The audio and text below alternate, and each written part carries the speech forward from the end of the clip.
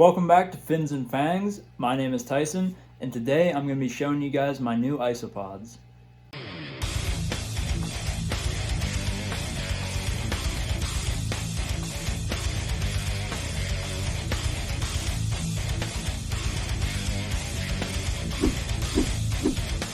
So just to start off here, these are my clown isopods, and I know you guys have already seen these in my collection tour, but I want to give an update on them. These guys have been breeding very well for me, and as soon as I lift up this cork bark, there's going to be a bunch.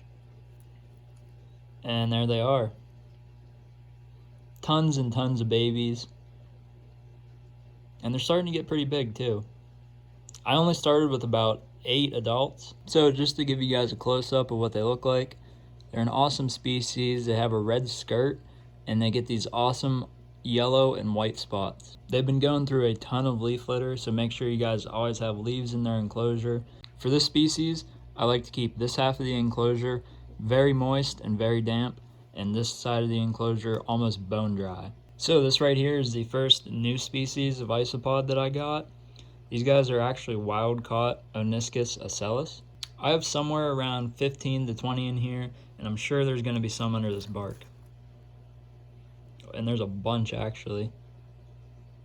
These guys are awesome. They have this whitish skirt to them, and they also have a lot of yellow dots. They come in a lot of different colors. I know there's one morph called BC Maple, and one of them in here that I found is actually a brownish color. So for these guys, I've been keeping most of the enclosure moist, with one side very, very damp, because these guys really like moisture. I've had these guys now for about a month, so I don't know a ton about this species, but whenever I found them, they were always underneath rotting logs and pieces of wood.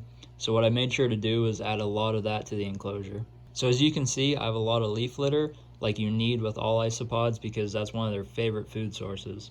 I've also been feeding these guys little slices of carrot, a little bit of lettuce, and they seem to munch it up pretty quick. These guys are a great species to have, and if you really like isopods, maybe you should get some. They're a very common species, so if you live within their native range, I'm sure you won't have any trouble finding some. And the last new species of isopod that I got is the Porcellio Skaber. I have a couple of different morphs in here. I have some that are gray, I have some that are almost like a calico pattern with a little bit of orange and gray.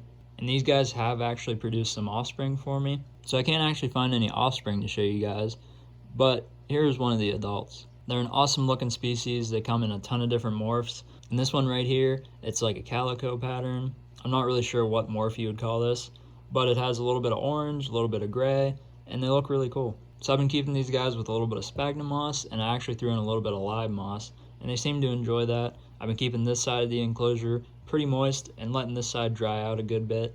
I also have a lot of leaf litter in here. So of course I've been throwing in some carrot, some lettuce, some fish food, and they seem to really enjoy those. So those are the 3 isopod species that I currently have.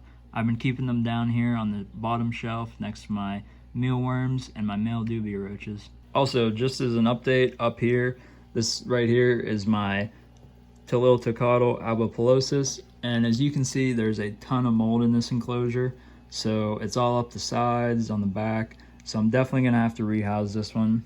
And also moving down here to my Aphonopelma seemani, there's a ton of mold in her enclosure as well.